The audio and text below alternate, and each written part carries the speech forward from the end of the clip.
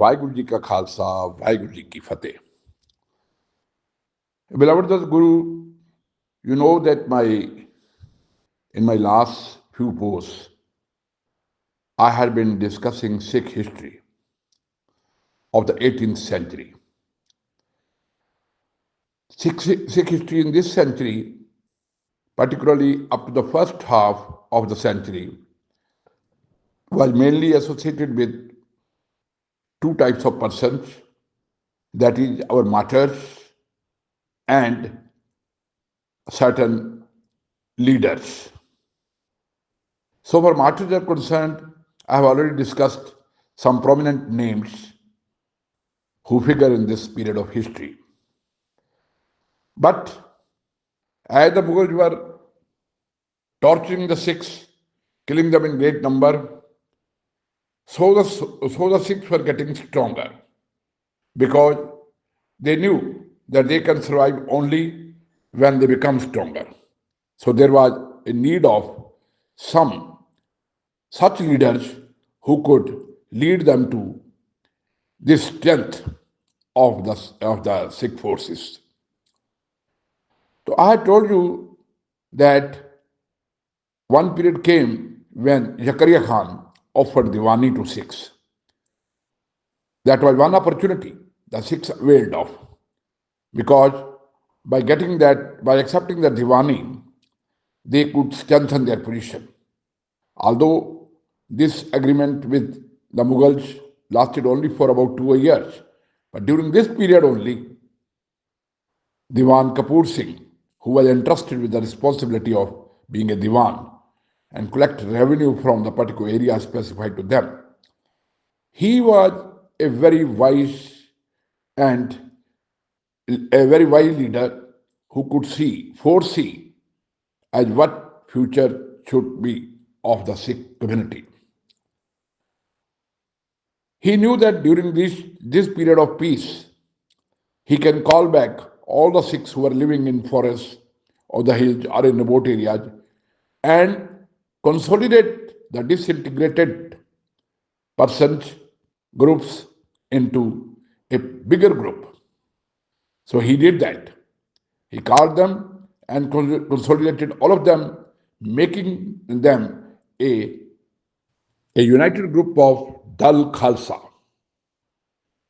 In this Dal Khalsa, the senior persons, that is old people, were called Buddha Dal, and the younger ones, the youth, they were collected together and made the Taruna Dal.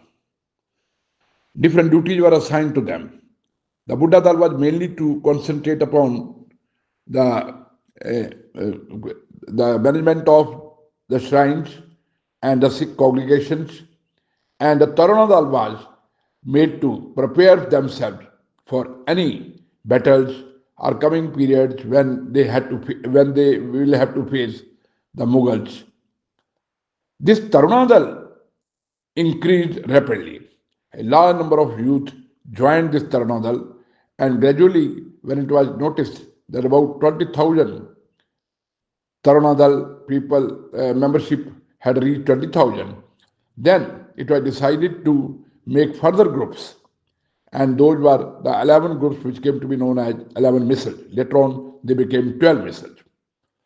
These missiles further strengthened the position of the Sikhs because each of the groups had a leader, and then there was a leader for the Khalsa Dal Khalsa, and that leader was the supreme. So all the leaders of the groups had to obey the command of the Dal Khalsa and were to conquer for them or occupy certain areas of influence.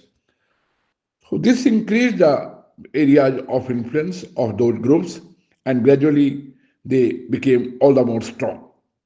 1748 was a very important year of the 18th century. The Sikh history will always remember this year.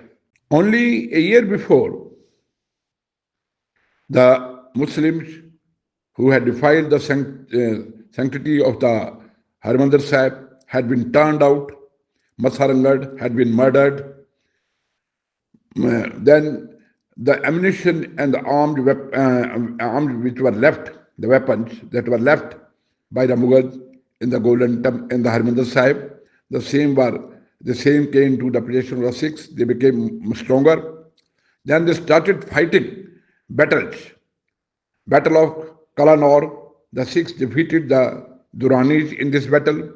Then they seized Amritsar and then defeated the Mughals in another battle, some other battle known as that Battle of Sodra and Badra. The Sikhs fought against Raja Gurdatpal and Lakhpat Rai in these two villages and defeated them. The most important event of 1748 was the Sarbat Khalsa.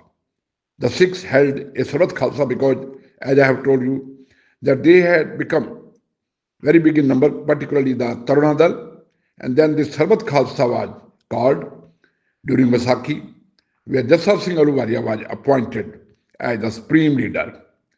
And Jassa Singh Ahluwalia's period saw all the more strengthening of the Sikhs.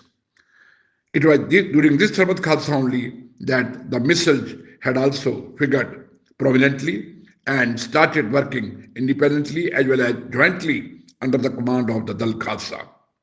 Jassa Singh Ahluwalia was a very prominent pushing leader of the Sikh community at that time. He was born on 3rd May 1718 in a village named as Ahlu. It was in the present-day Lahore. His father was Sardar Badar Singh and Mata Jivan Kaur was his mother. He spent his childhood with Mata Sundari ji at Delhi. So he was trained religiously under her command, and then when he became a little young, then he was sent to Punjab to be guided by Nawab Kapoor Singh. Jassa Singh Ahluwalia was a very brave soldier. He had fought along with Baba Bana Singh Bahadur in certain battles, and then he showed his bravery at the time of Nader's invasions as well as that of Ahmad Shah Abdali's invasions. He was the man who fought in the course of Chota Kalukara and Vada Kalukara also. I will be mentioning his achievements when I will be discussing all these things. Jassa Singh Ahluwalia ultimately, after the Vada Kalukara, conquered Sarhind and then conquered ultimately Lahore, where he was declared as Sultan al-Qaum, that is, the king of Sikhs. Jassa Singh Ahluwalia was also instrumental in making the position of Sikhs all the more stronger, because he fought and he won many battles for them. Then during his period, the Sikh missiles had started conquering the areas and increasing their influence. So that was Jassa Singh Ahluwalia. He is particularly remembered in Sikh history as well as in the history of the country for his rescuing a large number of Indian ladies from the clutches of Nadir Shah, then later on from Abdali also. And all those girls who were saved were respectfully sent to their homes. That was his great achievement. It was also during his period that Rakhi system developed, because as I told you that the Bisal had started creating their areas of influence, and then they had, because they were collecting revenue from those places, so they had assured the people that they will protect them if anybody tried to harm them or attack them. That was known as Rakhi.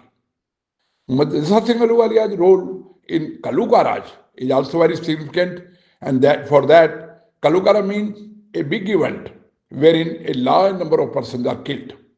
And there are two Kalukaras of 18th century related to Sikh history, Chota Kalukara and Vada Kalukara, in which also Jassa Singh Ahluwalia played a very vital role. But regarding Kalukara, I will be telling you in my next post. Till then, I will take your leave. Kindly go on liking these posts and subscribing to our channel, Uniqueness of Sikhism. Thank you very much.